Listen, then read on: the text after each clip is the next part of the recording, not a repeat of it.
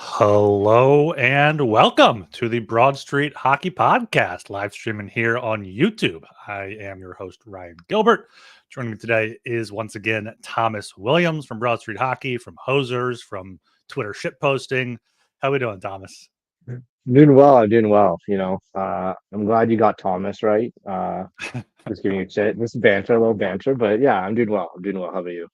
Yeah, no, I'm doing good. This was going to be my one day where I wasn't podcasting this week. I was on the Philadelphia Sports Table show on Monday.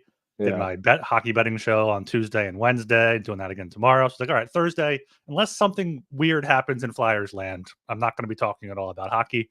And of course, we got some weird news with Alexei Kolosov finally reportedly coming to Philadelphia. I think Friedman reported it first. Kevin Kurdz's also out there, Mhm. and then his agent pretty much confirmed it in a Russian, I don't know if it's a press release or article, what that was. So yeah, Alexei Kolosov, the saga that seems to be never ending is he's coming over.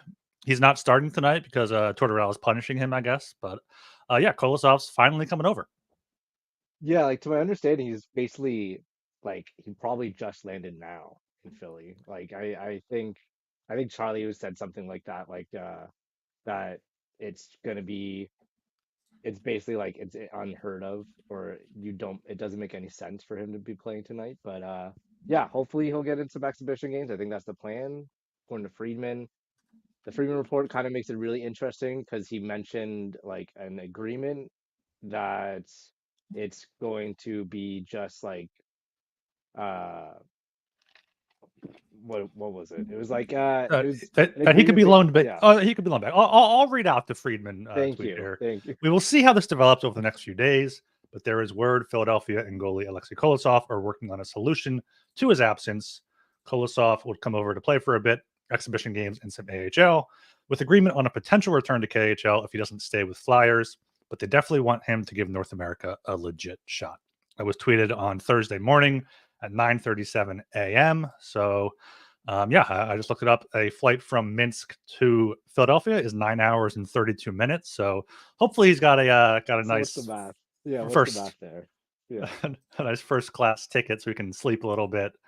Yeah, I mean the Flyers have a few preseason games coming up. They play tonight. They play Saturday. They play Monday and Tuesday. So I mean, but then their final preseason games Thursday. So they have four left after tonight. You want to see Erston and Fedotov get one full game each. So I guess maybe he'll get the Monday game on the road against the Islanders? Yeah, like possibly, and it's a road game is probably just easier in general.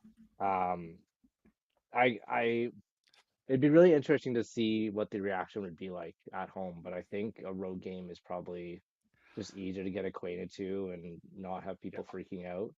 Um, but yeah, it's going to be really interesting. I think it I could see him getting just one exhibition game, and then depending on that, he goes down to the AHL, and there's an agreement there, and he spends a certain amount of time there. But it's all the interesting thing for me is like it's all based on performance because like I could go either way of like the Kolosov plays really well, and then Fedotov like plays extremely poorly. Then it's like then people will be like calling and banging down the door a month into the season probably for a change in the backup situation. Like it's gonna be, but then it could go the other way, and it's. I think it's gonna be really interesting about how they perform over everything. Yeah, I mean, this is what pretty much everyone's been saying all summer. It's like, okay, just come over, and if you outperform Fedotov, you might have the job. I don't know if the Flyers would send down Fedotov, given how much energy they put into getting over here, and they're paying him a decent amount, but Mhm. they could carry three goalies. A lot of teams are doing that now, like especially with all the back-to-backs, threes and fours, and traveling and whatnot. And I don't know what the KHL cadence is for like goalies starting. I don't know how often they play. So maybe that'd be better for Fedotov and Kolosov and for Urson too. I mean, Urson getting a few Mhm. nights off is definitely not going to hurt. Yeah, like it's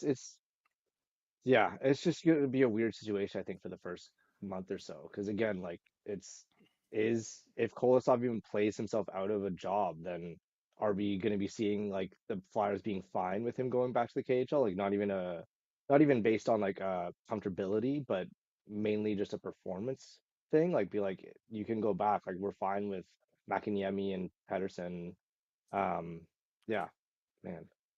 Yeah, because the Flyers just signed McAdamy to that deal. So Yeah, that's the thing. I was coming over, yeah. Yeah, before we go further, make sure you are subscribed to the Broad Street Hockey Podcast, Apple, Spotify, YouTube, wherever you get your podcasts. Appreciate all the support here as we go into this season. And we're brought to you by Bet Online. Bet Online is the world's most trusted betting platform and your number one source for everything football. Bet Online has every stat, every matchup, and even live odds and spreads to bet on during the games. Think you know your stuff. Get in on our $200,000 mega contest and pick 5 games against the spread every week for your chance at weekly prizes and a share of $200,000. When the game's over, head on over to our online casino and get in on a game of blackjack or poker or unwind with one of our over 150 slots games. Head to the website today to get in on the action. Bet online. The game starts here.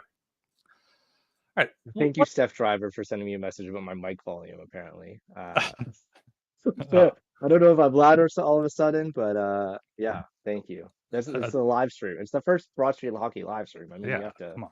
There's gonna be technical difficulties. Yeah. I'm in the dark here. I'm in the laundry room. That's the only place where I can talk and I'm not yelling about in my living room or anything like that. Steph says that's better. So I love we're good highlighting here, the comments. yeah. Like, Yeah, highlighting the comments. Steph also said hi, dudes, when we first came on. So There we we go. appreciate the support here. Also, shout out JR in the chat. Said he's not going to abide by community guidelines, as well as Mr. Twitster. Wasn't expecting this news today. Then the Ryan Johansen news, and still a preseason game tonight. Lots of action. So, yeah, lots going on in Flyers land. One of the main things I was wondering with Kolosov is, like, do you think it got to a point where he wanted to come over, or it was like the Flyers weren't going to let him stay over there? I also saw someone posted on Twitter, may have been Appleyard, that Minsk already has 3 good goalies, so he wouldn't play there anyway. It's just weird, very weird timing. Well, like, yeah, he was going to be in a situation where it's like, I think he played his cards too early and just be like, I feel good about myself. I'm a good goalie and I deserve this and this and this. And then the other teams were like, okay, like if you're not going to play or not going to play ball, then like, well, the season's coming up. Like the KHL season's it's about to start soon, I think, or if I not think it already started. started. Yeah, I think it started. It started, yeah. So they're like, we have to figure out who's going to play in between the pipes for us. If like we can't legally play you because you're not technically loaned to us yet. Um, then they figured out the situation. They have 3 goalies now that are pretty decent. I think I saw that tweet too. And then of course the Flyers situation where they signed Makiniemi because to be a decently young 25-year-old like AHL guy that could have potential was in the Sharks organization. And was I think in Carolinas before. I think he was in the Brent Burns trade. If I'm not mistaken. But yeah, like anyways, they figured out their situation without Kolosov, and then Kolosov was in the middle between these two teams. Be like, well, like it's like that meme of like, who want me? And then it's like, no, just like 100% no. yeah, you're just caught. And then now it's probably Kolosov coming to grips, be like, maybe I have to grow up a little bit and be fine with being uncomfortable. And he's 22. Like, of course, when I was like 22, I was fine in my job and I didn't want to go and travel over and work somewhere else. But like, that's part of if you want to play in the NHL, you kind of have to go through the whole path. And yeah, I think it was a mix of both of like the Flyers welcoming it, of course, because they didn't want to lose a prospect, and then Kolosov coming to grips, be like, well, like, yeah, you just he has to grow up a little bit, and it might be a little mean, but like, yeah, that's the situation. Yeah, you're a professional hockey player. You signed that contract. Like, Yeah. yeah, when I was 22, I didn't want to go to like a new restaurant or a new store, let alone a new country. So I completely understand what he's going for there. But I think I've heard like in training camp, all the Russian guys have been close together with Fedotov and Michkov and Zamula. And I know there's a bunch of European guys now that are going to be down in the Phantoms, like Abels and Eklund, like those centers they signed. So they'll have like European guys coming over from North America for the first time, along with Kolosov. Maybe they don't speak the same language, but like they'll be able to relate to each other. And I'm sure they'll have translators of some sort. So that should help. But I'm still curious if maybe like his agent talked to other teams and they were like, no, we're not going to put him on the NHL roster. Like we'll put him the same spot that the Flyers would have him. And then he saw how Fedotov performed in the one game. He sees the path to an AHL job, very well could be an NHL job. And yeah, I don't think the Flyers would necessarily send down Fedotov, as I said before, but I could see them carrying 3 goalies. I think they should, because this year doesn't matter. This year is finding out who can be your 2 goalies next year, or if you have to go out and get a goalie in the offseason. Like, you want to see what Kolosov is. Yeah, like I love your point of like you have to it's a figuring out situation. So like if you have to carry 3 goalies and you're just basically rotating this like a guy plays every 3 games, then I could see that happening of just be like you have to figure this out. Maybe Fedotov like ends up being at the bottom of that ranking, but then that's something to figure out through the season. Like I bet Urson's probably the best goaltender of that 3, no matter like no doubt. And then you kind of figure out who can be the backup next season. Like if Fedotov's not playing well, like it's hard because you don't have any games to back up on, but it all comes down to performances. Like the Flyers will probably can't respect themselves if they're icing Fedotov and has like an 830 save percentage, Yeah.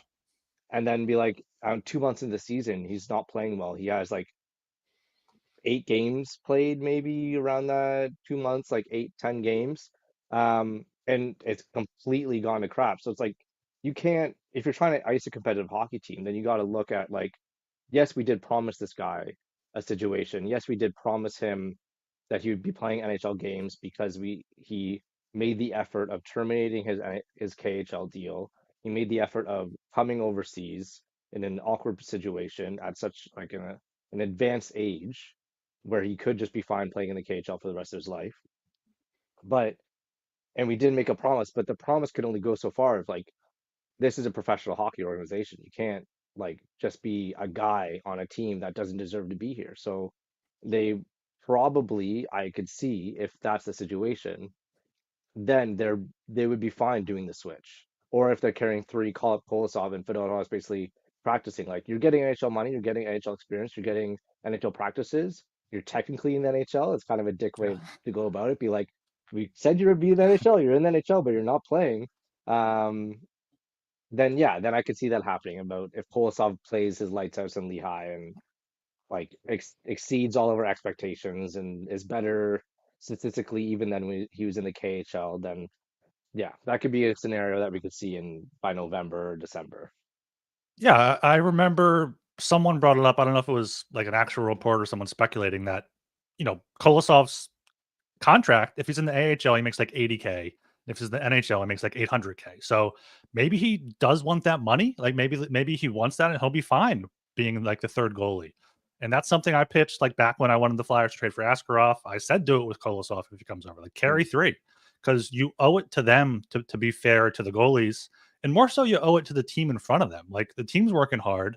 You can't just keep putting Fedotov out there if he has an 850 save percentage, and you can't call Peterson up again. And I don't know, McAniemi could be something, but you want to see more than that. And you don't want to throw Fedotov keep going out there if he's struggling. So I think carrying 3 goalies or having Kolosov down in the AHL ready to come up at any point, and him knowing that would be big. I don't want to go too hard on Fedotov. I know he's only played 1 game, and I was listening to PHLY with Charlie and Kelly, and Charlie said he was at the game. He didn't think Fedotov looked too bad, and he was like, everyone on TV seemed to think that he did. I mean, maybe it's just he gave up a few goals. I did notice that he wasn't necessarily always square to the shooter, but that's something he'll definitely learn with the rink size over here. So yeah, looking ahead to the schedule, I mentioned the Flyers preseason schedule. He could get a game probably Monday or Tuesday. That's a back-to-back, both on the road, and then I think the Thursday game will be pretty much close to the NHL open night roster, so he probably wouldn't play. And then the Phantoms, their preseason schedule, they play Tuesday, so Kolosov will probably be up. Then they play Saturday and Sunday. So I imagine Kolosov could go down there, get a full game in there, and maybe the Flyers call him back up for the opening night. Yeah, definitely. That could be the plan they have. Sure. Yeah, I don't know. I was Yeah. sick. I was sick of talking about Kolosov like a month ago, and now we have to completely reverse it and talk about him again. Oh, I was done. I was ready to just be like, okay, this guy, like, he's not even that good. Like, if it was No. the Cutter, okay.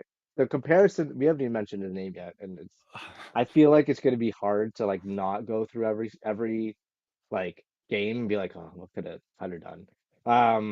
But like it's it's difficult because the Cutter situation is like you're losing. I honestly, it was maybe of like a little hipster like wanting to be contrarian pick, but like I remember when we were thinking about the top 25 under 25, and I put Cutter ahead of Mitchkov just because I saw more and he played like he was at that world champion. He just finished his world championship thing where he scored like a billion goals, and that's probably why. But like I just liked him as a player, as a potential player, and the center potential and whatever. Um, then like than what I saw from Michkov. But I think it's just it's hard because that's losing a top prospect. With Kolosov, it's like you're losing maybe your third best goaltender prospect, like Maybe, depending on maybe. what people see. Like, yeah, like, and all those guys are kind of in the mushy middle, and with goalies especially, like you're only playing two, and Yeah. possibly only one has to be good, and then you sign the other one as like a Brian Elliott, whatever.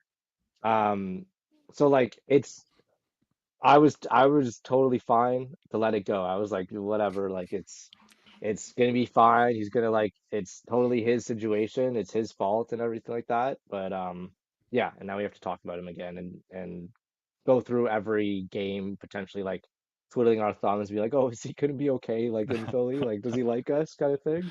But yeah.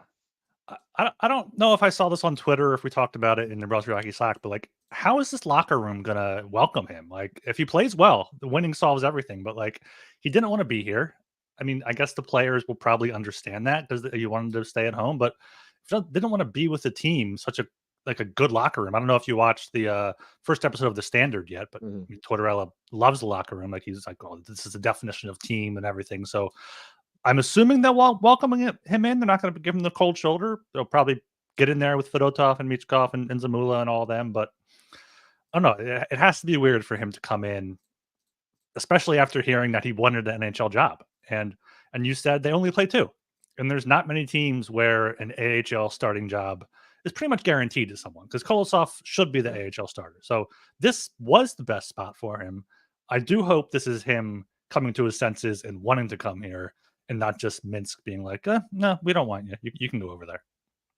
Yeah, it's gonna be really interesting. Even like he's gonna be in the NHL locker room very briefly, but it's gonna be like I do wonder how if they do an opening presser, say tomorrow or something, just for like an introductory kind of Hmm. thing, or even just like around practice or something like that, if he's at practice tomorrow. But I think he should be. Um, but yeah, it's gonna be really interesting how they kind of deal with this situation because it's either you could deal it with a little bit of like sympathy and empathy, be like, well, clearly this guy like felt homesick and like it's a difficult situation. Maybe he opens up to the team, be like, I felt this way, but now I'm good, and then that clears the air of everything. Or it could just be this elephant in the room that's like, this guy didn't want to be here. And you heard again, bring up his name. I'm trying not to, but you've heard how like Sanheim and everyone was reacting to the Cutter trade and be like, yeah, like he didn't want to be here, so we have nothing, like we don't care for him kind of Yeah. thing. Um, so obviously that's the strong locker room kind of attitude to be like, we're we want to be Philadelphia Flyers, and this guy didn't. But yeah, it's gonna be really interesting, I think. Yeah, going back to your 25 under 25 last year, I didn't do it last summer just because I looked at him. I was like, I don't know how to fucking rank these guys. But going back to last summer, like I would probably put Cutter over Michkov too, just because you knew he was going to play this season at the Hmm. very, very latest. And Michkov could not come over for 2 more years. And both high draft picks. Gauthier is similar odds to Michkov for the Calder this season. So, yeah, I mean, that trade could come back to bite the Flyers, but also Jamie Drysdale is looking fantastic in preseason so far. So Oh yeah, could be a win-win for both sides. yeah. You want to talk anything more on Kolosov here? I know we're Um, both itching to, or we can just go over to Jett Luchanko a little bit. yeah, let's talk about Jet. Like yeah, All right, the Kolosov thing can only has so much juice. So yeah, Jett Luchanko is playing again here on Thursday night, making his Wells Fargo Center debut with Matvey Michkov. He is one Thomas Williams wrote on BroadStreetHockey.com that he's being given a golden opportunity to impress. Please read and subscribe there. playing on a line with Connecting and Forster, which is where Couturier was, keeping that Tippett, Frost, Michkov line together. So Luchanko's getting a lot of good looks here at the end of the standard episode that premiered last night. I mean, Tortorella pretty much loves him. They're going to have to fight him to not keep him on the team. But do we think Luchanko can make the team? Should he make the team? Like what should happen? How will fans react? I think I think it's all dependent on performances because it's really interesting this reaction that we're having to one preseason game, well, in rookie series and stuff like that. But it's just one preseason game. He looked great, 2 assists, and he like pretty much drove the line with Farabee and Brink. Um, Forechecked super hard, did like all the nifty things that you Mhm. kind of want to see out of a top prospect. But yeah, it's still one game. Like there's been flukes that have happened before of like there's been one game and then you face a little bit later in the preseason when like teams start to actually put their NHL lineups together, then you start to see, oh, this guy's kind of a little bit outmatched, overpowered.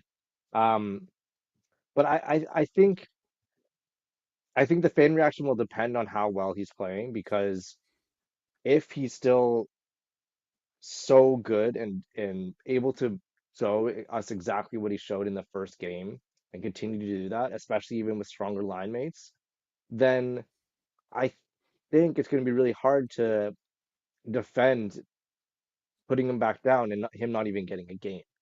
I think that's where we really are right now, is that if he plays super well, he's going to get the tryout.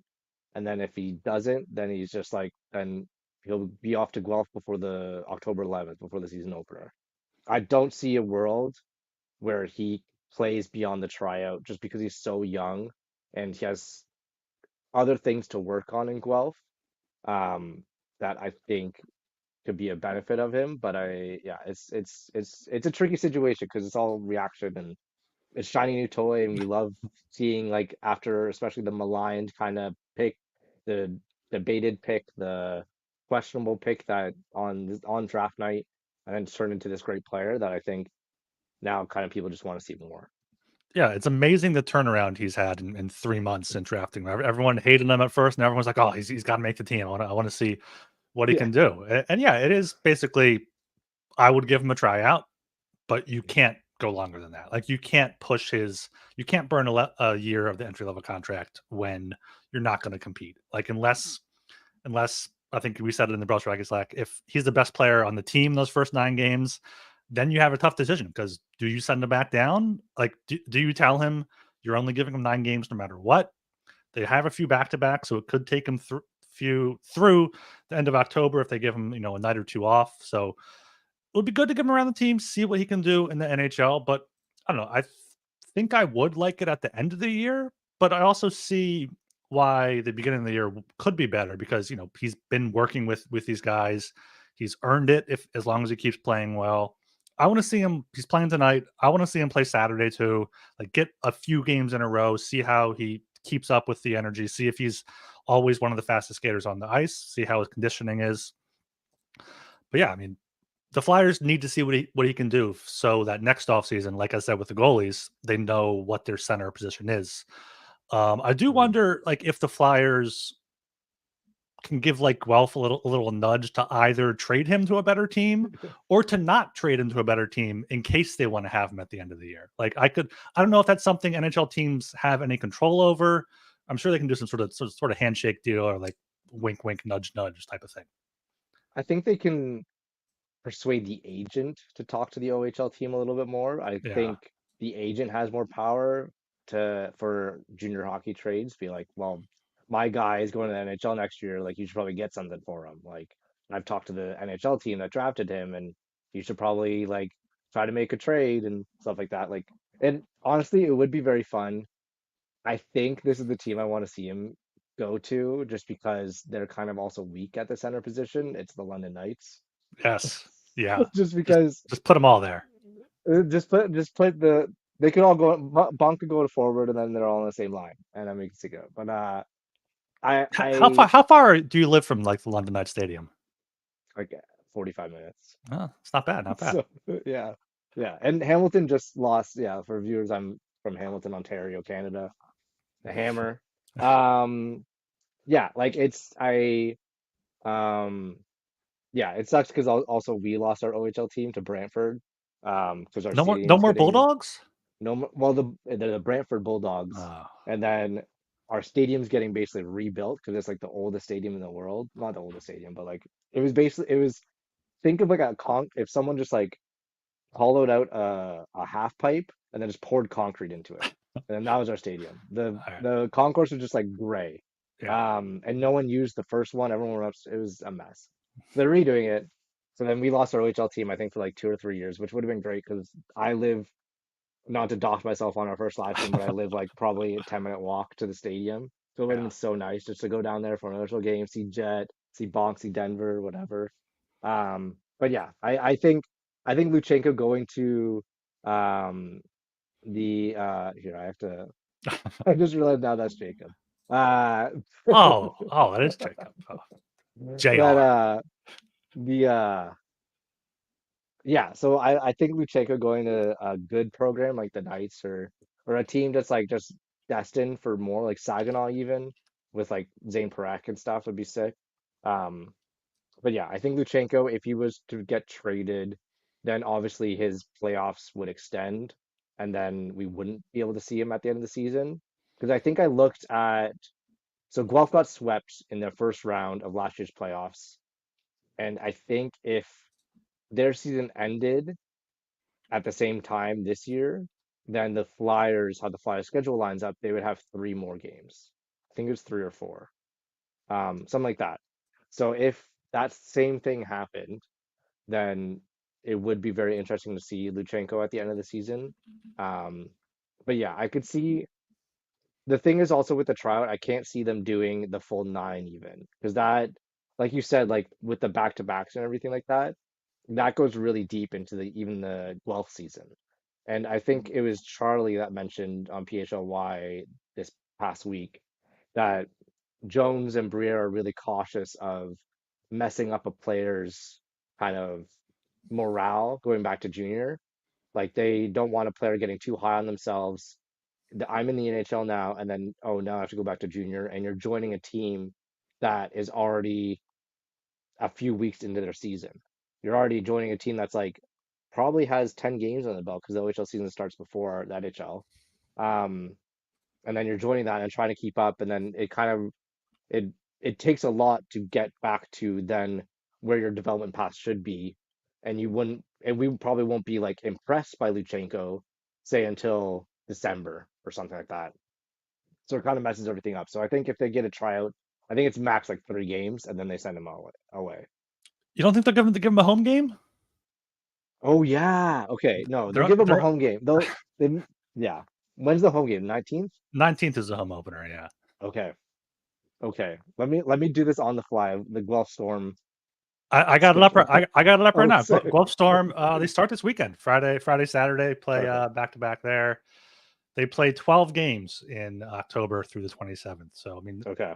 that's a decent chunk of the season there for them. And yeah, I could see. You know, I don't know how the rest of the roster is, but if they're bad, like Luchenko going back to like a losing locker room, that's kind of dejected, maybe resentful of him, someone that was able to get a chance. I mean, they can't be Yeah. mad at him for taking the chance, but like opportunity. And then Guelph Storm season last year ended on April 3rd, which if Yeah. that happened this year, the Flyers have 6 more games after that. Oh, okay.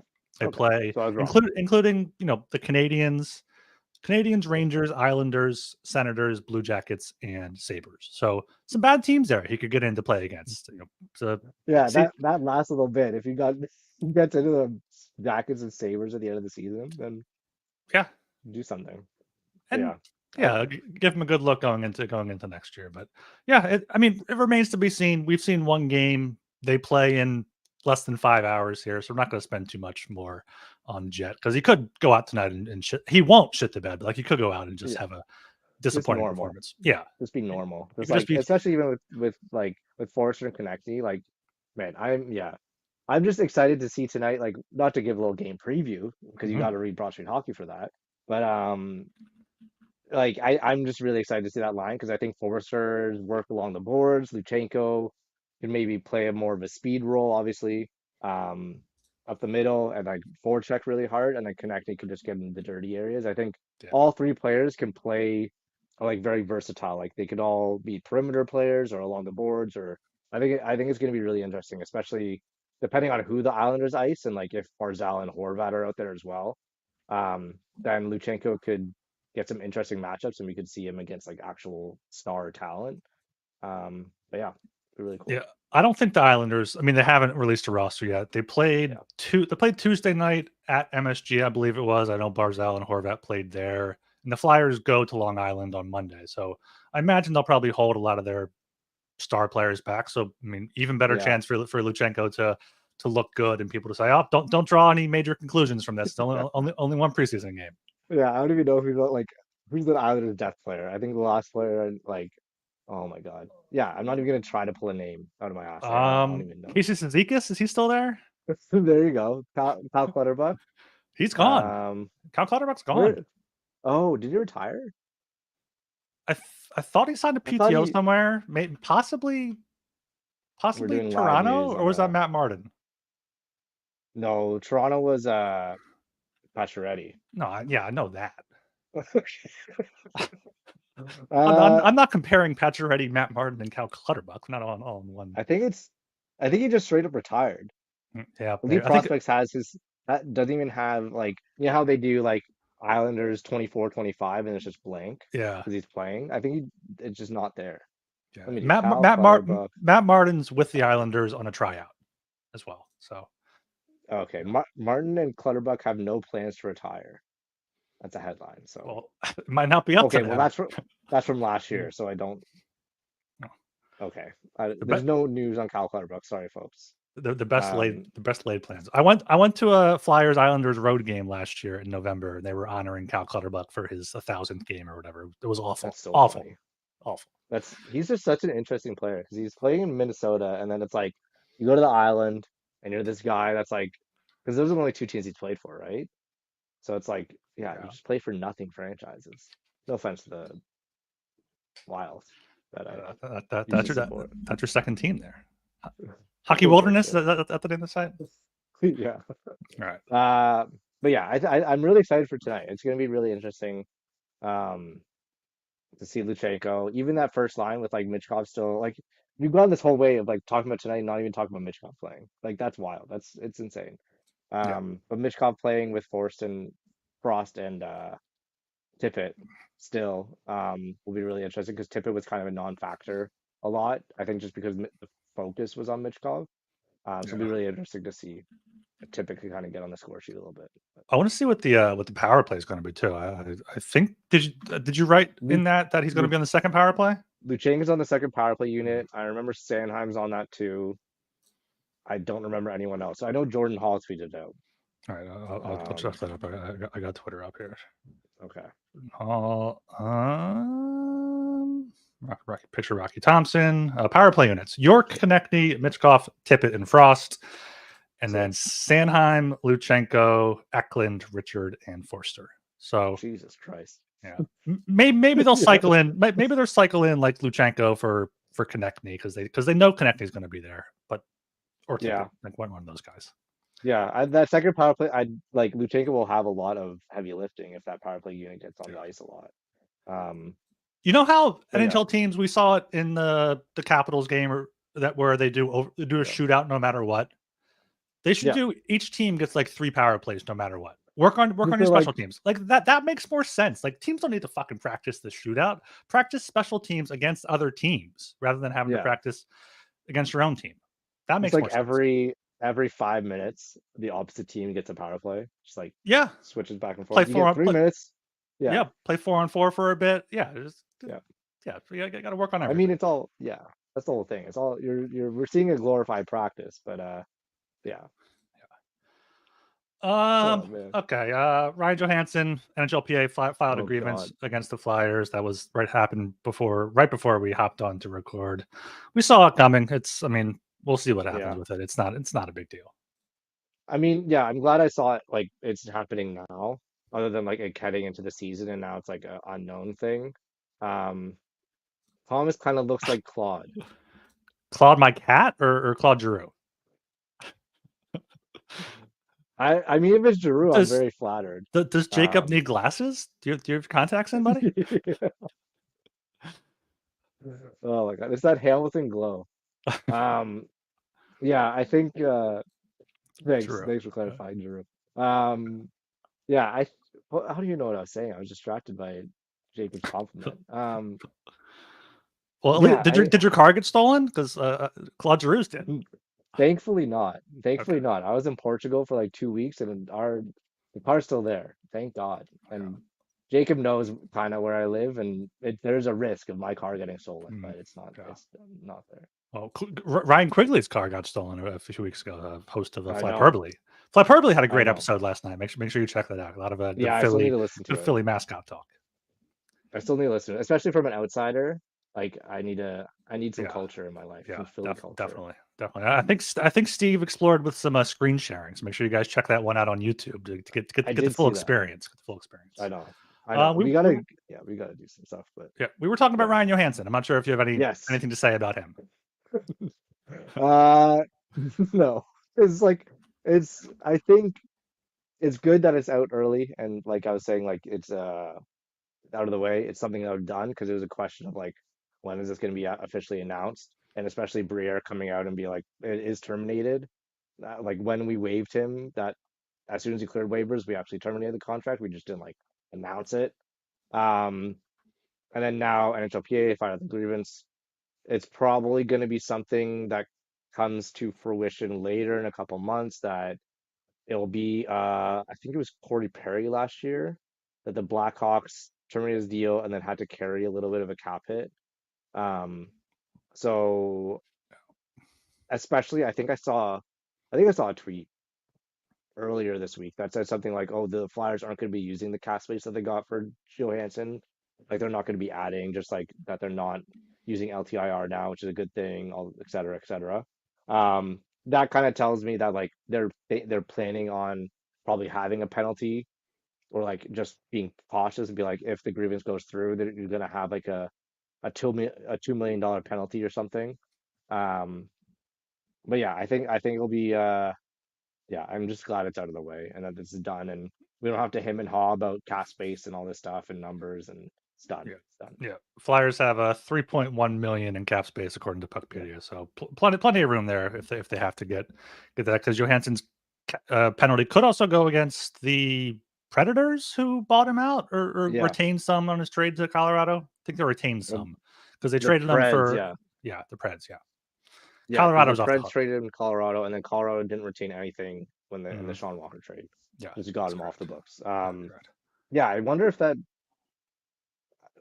it's never happened before to my knowledge of something like It this. hasn't So because I remember PHOI was talking about it, and then there I you think Puckpedia tweeted out like during their podcast. go. Oh yeah. It's like it's never happened.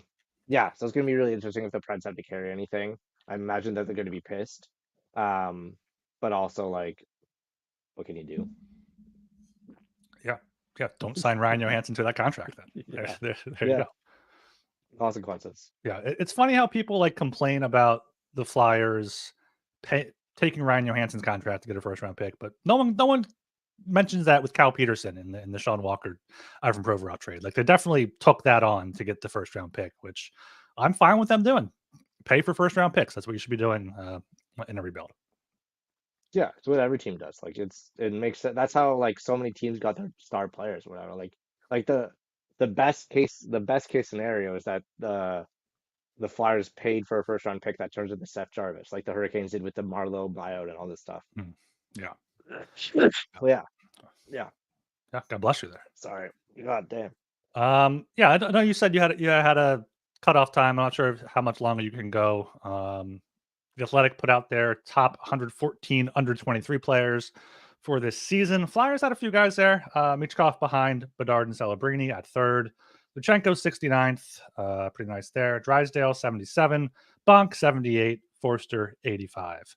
It's kind of weird how quiet the discourse has been around Bonk this training camp because I thought he would be up there getting similar amount of attention as Luchanko, but I guess there's not really a spot for him with Ristolainen healthy, so Mhm. that could be why. Yeah, like obviously this team is so like the reft of centers. Like it's just So Luchanko's getting kind of hype as like, oh well, he could kind of fix our situation. And there's a spot for Bonk, so it kind of makes sense. Like unless he wants to be the 8th defenseman, which I don't think that's a real a real thing to do. He would Especially be I think he would be the 7th. Eric Johnson's just the yeah, defenseman yeah, yeah. mentor coach. Yeah. But also like, is it worth it? Like how much? It's definitely like the difference between playing on the top pairing of the Knights and playing with Sam Dickinson versus like hanging out at NHL practices and playing against Sabres whenever you can. Um, yeah, I think with Bonk also it's just like he's a quieter player anyways. He's never gonna be a flashy player like a Drysdale for if we're talking about a teammate example. Um, I think he's just gonna be even in NHL as he matures and everything and grows and becomes his and reaches his potential, that he's never gonna be kind of a flashy player that gets on the score sheet a lot and gets hype around him. Like he'll probably be like those type of players that you'll never notice, and if you don't notice, it's a good thing kind of thing. Um, but yeah, I think that's kind of just the nature of his position and his play style. That I don't think he's gonna get a lot of hype for it unless there was like a huge hole. Like if Mhm. Risto and Drysdale weren't here, then yeah, I think there'd probably be more people clamoring for him. But yeah, you don't really need him and better development elsewhere. Yeah, and I mentioned this before. Like people look at his point total last year, 67 points in 60 games, but half of those were on the power play from a bumper spot, which isn't really translatable to the NHL. So don't be disappointed if his points go down this year. But playing on a great London Knights team could still be putting up the points as well. And the Yeah, Flyers kind of have Adam Ginning as that 7th, 8th defenseman that can fill in more a torch style of play, defensive guy that can just play on the third pair, play 15 minutes, block some shots, and generate some defense out there. yeah.